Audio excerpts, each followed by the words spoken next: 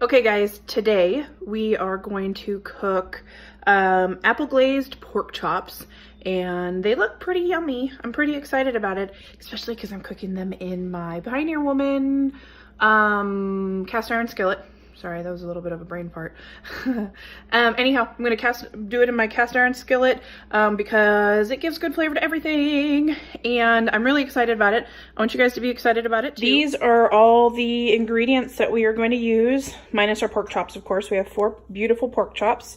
It is a 4-person meal, of course.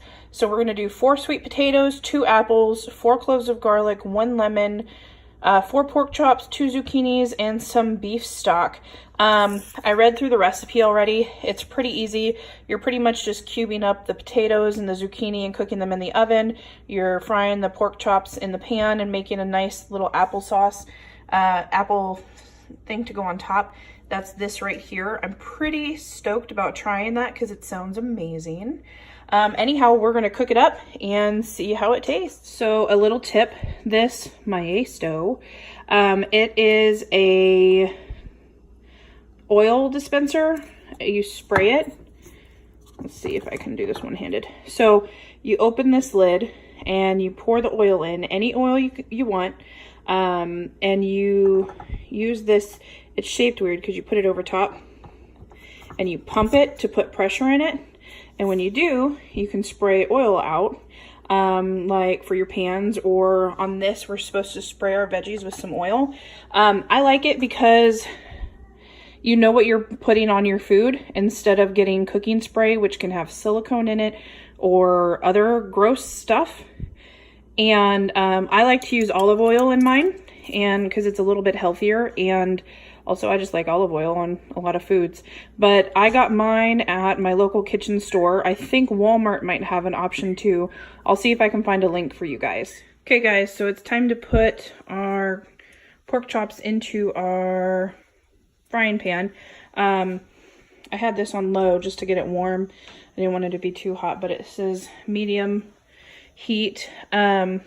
Have sprayed it with a little bit of oil just to make sure that they don't stick. I love this cast iron pan. It's huge. But we're gonna put our seasoned pork chops in.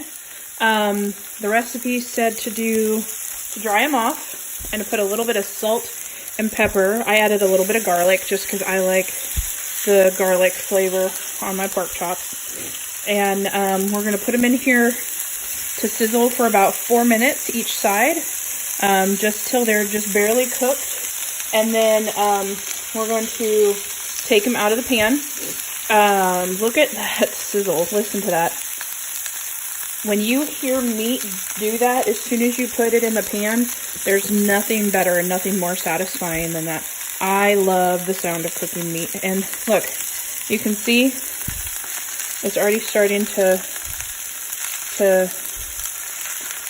crisp up on that pan. When we make our applesauce later, we're going to put the apples and the butter and stuff in here, and it's going to, we're going to scrape up all the goodness from where these pork chops are leaving behind. Look, the little stuck on pieces, and it's going to taste amazing. I'm excited. Okay, so I have a little helper tonight. She's going to help me put the zucchini in the oven.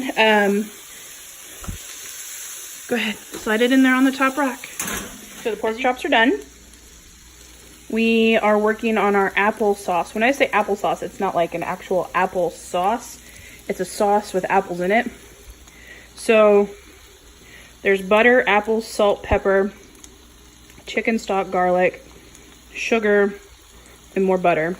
So I think on top of these pork chops, it's probably going to be pretty amazing because apples with pork chops are awesome anyhow. I mean, look at those pork chops. They're resting, so they're going to be amazing. But I'm excited about these. So I want to talk about kitchen tools. I'm using a fork. I am not fancy at all. Like, I have a lot of the kitchen utensils, as you can see. But my best friends in the kitchen are literally my fork and a spoon and a knife. You can accomplish a lot of things. And since this is cast iron and not non-stick, I don't have to worry about if I use my fork with it, because it's not going to hurt it at all. So we're just moving these around until they're kind of mushy. We don't want them to be like fall apart mushy, but we're moving around until they get a little bit soft. These apples that came with it, I don't know what kind they are, but they taste amazing. They are sweet and delicious and juicy, and I love them, and I want to find them so I can make a pie. And this kind of looks like apple pie. I might make a Dutch apple pie in this skillet once or something, like where I cook it in the oven. It's a really good idea. Somebody remind me to do that.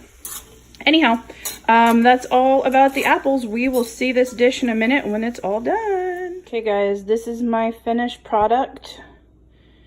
I learned one thing: either cut your veggies bigger or turn the temperature down from what they say, because I cooked it for the exact amount of time they said, and I cut it up into chunks like they said. But as you can see, the bottoms got a little crispy, and a couple of them are all black, but I like the bottoms a little crispy, so I'm okay with it.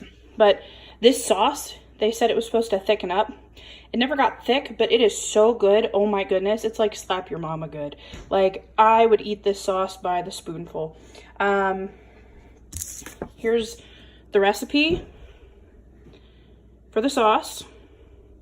Here is the last steps for it with the butter and the extra lemon juice. It is amazing. If you want to make it, you won't be disappointed.